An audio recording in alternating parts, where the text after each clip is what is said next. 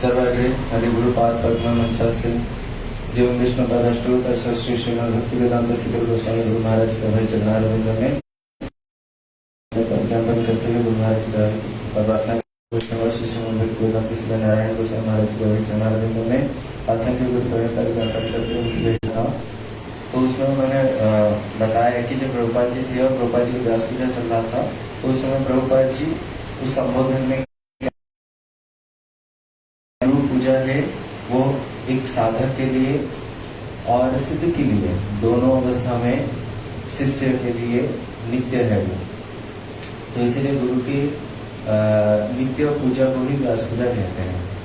यानी कि अगर दिन गुरु की पूजा श्री अद्वैत गदाधर शिवासादि गौर भक्त वृंद बोलो हरे कृष्णा कृष्णा कृष्णा हरे हरे हरे राम राम राम कृष्णा। सभी के चरणों में यथायोग्य प्रणाम। तो जयपुर वासियों का बड़ा विशेष सौभाग्य उदय हुआ है। गुरुदेव यहाँ पर पधारे हैं और हम लोग व्यास पूजा होकर के कृष्ण कथा श्रवण करने के लिए उपस्थित हुए। आनंद समन्वित श्रीमद् भागवत ग्रंथ में दशम स्कंद को बतलाया श्री कृष्ण का मुखारविंद, और कृष्ण के मुखारविंद जो है उसके अंदर कृष्ण की बड़ी सुंदर सुंदर लीलाएं हैं। अर्थात दशम स्कंद में भगवान के बाल्य चरित्र से लेकर के ब्रज गोपियों के भावों में संबंधित ये जो वेणु गीत है उसके बारे में हम श्रवण करेंगे गुरुदेव के मुखारविंद से। लेकिन उससे पूर्व ये कृष्ण कथा की जो कुछ महिमा है वो मैं चेष्टा करूंगा कहने की, क्योंकि देखो हम लोग यहाँ कृष्ण कथा सुनने के लिए तो आए हैं, लेकिन ये कृष्ण कथा कितनी कल्याणकारी है इसके विषय में भी जानना चाहिए। इस कृष्ण कथा को ही कितने नामों से संबोधित किया गया है। भागवत एवं अन्य अन्य ग्रंथों में ये कृष्ण कथा के कई सारे नाम बतलाए। इसलिए कृष्ण कथा प्राय गुरुदेव के मुखारविंद से सुनते हैं। कृष्ण कथा को अमृत बतलाया। कौन बतला रहा है? ब्रज गोपियां कह रही है। क्या कह रही है? ब्रज गोपियां गोपी गीत में कहती है, हे कृष्ण तुम्हारी ये कथा जो है ये कथा तब कथा अमृतम तप्त जीवनम कवि विरीडितम कल्मषापम श्रवण मंगलम श्रीमदाततम भुवि गृणन्ति ते भूरिदा जना। बड़े विस्तार से गुरु महाराज समझाते हैं कि इस प्रकार ये कथा अगर कोई श्रवण करे तो एक पार्वती जो बार बार मरती थी उनको अमृतत्व प्राप्त हुआ। इसी कथा को श्रवण करके बड़े बड़े लोग अमर हो गए। इस कृष्ण कथा सारे अमर हो गए। विचार करके देखो, मीराबाई ने ये कृष्ण कथा का ही आश्रय लिया था, है कि नहीं? बड़े बड़े संतों में हमारी सारी गुरु परंपरा, बड़े बड़े संत जो हैं कृष्ण कथा कृष्ण नाम का आश्रय, इसलिए कृष्ण कथा को बतलाया अमृतम। इसके पान करने के कारण ही हम मर नहीं रहे हैं। लेकिन दूसरी ओर में क्या कहती है? बोले हे कृष्ण तुम्हारी ये कथा अमृत नहीं है, तब कथा अमृतम। अर्थात हे कृष्ण तुम्हारी कथा, तुम्हारा ये राम रूप गुण लीला कृष्ण कथा अमृत समान है। ये कृष्ण कथा क्या है? रसायन है। जब दशम स्कंद प्रारंभ होता है उस समय पर इसको औषधि बतलाया। श्री सुखदेव गोस्वामी परीक्षित महाराज को जब पूछते हैं कि तुम्हें कृष्ण कथा सुनने की इतनी क्यों पड़ी है, 9 स्कंद तक महाराज को किस प्रकार अभिषेक। बोल राधा गोविंद देव की। कृष्ण कथा 2 श्लोक में कह करके जब चुप हो गए, परीक्षित महाराज प्रश्न करते हैं कि क्या बस हो गया? बोले हाँ, कृष्ण कथा सुनाई दो, किस प्रकार भगवान तुम कृष्ण कथा क्यों। तब परीक्षित महाराज ने कई सारी बातें कही। मेरा कृष्ण के साथ में क्या संबंध है? हे सुखदेव गोस्वामी आप कहते हैं मेरे कृष्ण के साथ में क्या संबंध है? अरे आज मैं जीवित हूं तो केवल मात्र कृष्ण के कारण। मेरे पूर्वज 5 पांडव उनकी रक्षा करने वाले एकमात्र कृष्ण ही थे। अरे महाप्रकार अश्वत्थामा ने जिस समय ब्रह्मास्त्र चला, भगवान ने सूक्ष्म रूप धारण करके उत्तरा के गर्भ में प्रवेश कर दिया। एक माँ के पेट में रहने वालों को सहोदर कहा जाता है। इसलिए मैं और कृष्ण हम दोनों एक हूं तो कृष्ण के कारण। इतनी सुंदर महिमा बतलाई, कृष्ण से अपना संबंध बतलाया। और कृष्ण से लोक गुणानुवादात पुमान विरजेत बिना पशुनाथ। कृष्ण कथा की महिमा कहते हुए सुखदेव गोस्वामी कह रहे हैं कि ये जड़ जगत संपूर्ण रूप में दुखालय है, मुक्ति के लिए प्रचेष्टा कर रहे हैं, जिनको बोला जाएगा मुमुक्षु। जैसे आपने देखना है, जो लोग ज्ञान अर्जन करने की चेष्टा करते हैं उनको बोलते हैं जिज्ञासु। जिज्ञासु सुना है ना, गीता में भगवान कह रहे हैं आर्थ और अर्थात जिज्ञासी, शरीर की कुछ सुदबुद ही नहीं है, जिनकी सारी ग्रंथियां ही खुल चुकी है, शिखा की ग्रंथि, जनेर की ग्रंथि, कोपीन की ग्रंथि, सब ग्रंथियां, सब गांठ खुल चुकी है मानो। ऐसे मुक्त महापुरुष श्री सुखदेव के, उनको कृष्ण कथा भगवत सेवा में स्थापित करेगी। और तीसरा, मैं राजा, मैं विषयी हूं ना, लेकिन मुझ जैसे विषयी व्यक्तियों के लिए भी कृष्ण कथा बड़ी मंगलकारी है।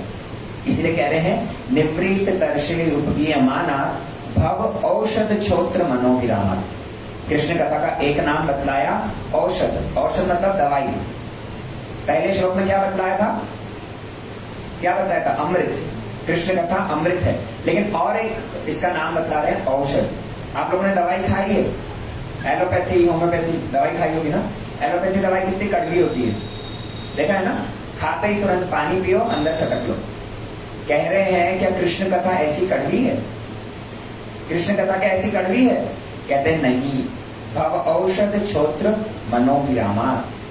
ये कृष्ण कथा मन को और कानों को बड़ी ही मीठी लगने वाली है, बड़ी ही मधुर लगने वाली है। ये औषधि तो है, लेकिन जैसे साधारण औषधि होती है कड़वी, वैसी औषधि नहीं है। ये कृष्ण कथा इतनी मीठी है, कृष्ण नाम इतना मीठा है, कृष्ण रूप इतना मिठास है, इतना सुंदर है, जिसको निरंतर पान करने की इच्छा होती है। इसलिए कृष्ण कथा का एक नाम बतलाया औषधि। लेकिन कहते हैं यहाँ पर का उत्तम श्लोक गुणानुवादात पुमान निरंजे बिना पशुना। ये कृष्ण कथा तो इतनी मीठी है, अमृत जैसी है, भव रोग के लिए औषधि है। हम सारों के सारे यहाँ पर रोगी हैं, जानते हैं क्या रोग हुआ है? भव रोग हुआ है। पुनरपि जननम पुनरपि मरणम पुनरपि जननी जठरे शयनम। यही हो रहा है हमारे साथ। बार बार मातृगर्भ में जाते हैं, असहनीय कष्ट सहन करते हैं, जन्म लेने के बाद में संसार में तरह तरह के दुख कष्ट पाकर जालातन भोग करते हैं, बुढ़ापा आता है, मृत्यु आती है, ये सारे दुख कष्ट भोग कर रहे हैं। हम लोगों को भव रोग हुआ है, लेकिन इस भव रोग की औषधि क्या है? बोले कृष्ण कथा। ये कृष्ण कथा जिसे हम सुनने के लिए आए हैं, और ये कृष्ण कथा ऐसी है, इतनी मीठी है, लेकिन दो व्यक्ति ये कृष्ण कथा को नहीं सुनेंगे। दो तरह के व्यक्ति ये कृष्ण कथा को नहीं सुनेंगे। बोले कौन कौन से? बोले सबसे पहला तो बतलाया जो आत्मघाती है। आत्मघाती मतलब जो आत्महत्या करने वाला है, आत्मघाती। आपने साधारण जगत में सुना होगा लोग आत्महत्या करते हैं, लेकिन आत्महत्या मतलब क्या? अपने शरीर को वो लोग पंखे पे लटक गए, छत से कूद गए, जहर खा लिया। विचार करके देखो वो क्या आत्महत्या है?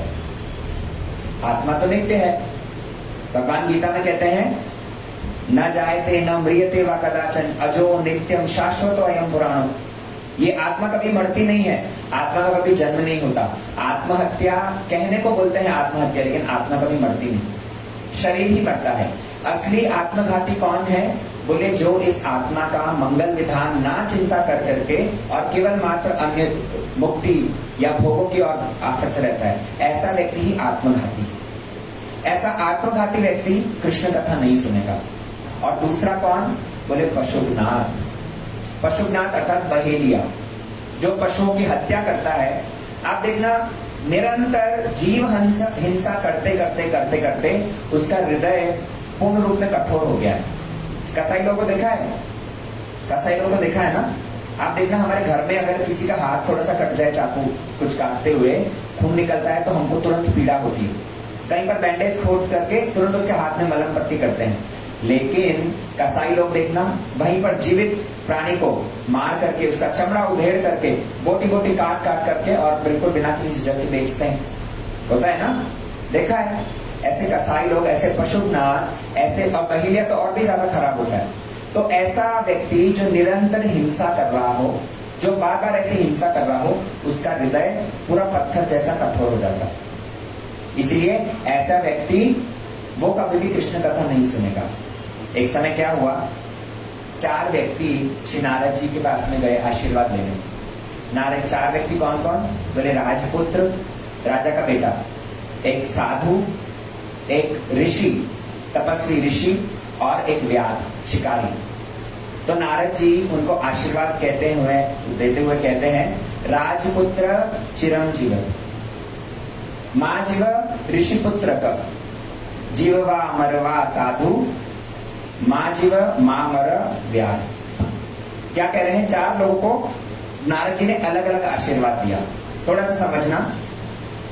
सबसे पहले कहते हैं राजपुत्रम चिरंजीव, अर्थात राजा का जो बेटा है उसको कहा कि हे राजा के पुत्र, तुम चिरंजीवी हो, तुम्हारी आयु बहुत बड़ी हो, तुम चिरकाल के लिए जीवित रहो। बोले क्यों? बोले तुमने अभी बड़े सौभाग्य से राजा के घर में जन्म लिया, तुम्हारे पास में सुख भोग ऐश्वर्य की कोई कमी नहीं है, तुम इसलिए इस जगत में जो सारे सुख भोग है आराम से भोग करो, तुम चिरंजीवी रहो। लेकिन साधु श्री ऋषि पुत्र को कहा, तपस्वी को कहा, बोले माँ जीव, तुम ज्यादा जियो मत, तुम जल्दी मर जाओ। बोले क्यों? देखना, जो तपस्वी लोग होते हैं बड़ा कठोर साधन भोजन करते हैं, बड़ा कठोर तपस्या करते हैं, चंद्रायन व्रत पालन करेंगे, एक निर्जला उपवास करेंगे, न जाने क्या क्या करेंगे। तो कठोर तपस्या करने के कारण एक स्थान पर आसन जीत करके कितने सारे नियम करते हैं, तो वो इस जीवन में जीवित रहते रहते तो बड़ा कष्ट पा रहे हैं, लेकिन जैसे ही मरेंगे, मरने के बाद में उनको परलौकिक सुख मिलेगा। समझ में आया? तपस्वी लोग इस जगत में देखा जाता है बड़ा कष्ट कर रहे हैं, बड़ी तपस्या कर रहे हैं, लेकिन जब मरेंगे तो उनको परलौकिक सुख मिलेगा। तो इसीलिए तुम जल्दी जल्दी मर जाओ, तुमने बहुत तपस्या कर ली, अभी तुम जल्दी जल्दी मर जाओ ताकि तुम सुखी हो पाओगे, तुम जल्दी जल्दी परलौकिक सुख को प्राप्त करोगे। साधु के लिए क्या कहा? बोले जीववा मरवा साधु, साधु तुम जियो या मरो कोई चिंता नहीं। बोले क्यों? बोले साधु अगर यहाँ इस जगत में है, इस जगत में भी आनंद में है। विचार करके देखो, साधु लोग घर घर जाकर के कृष्ण कथा बोलते हैं, भगवान की कथा बोलते हैं, भगवान के नाम का प्रचार करते हैं, भगवान को भोग लगा करके प्रसाद पाते हैं।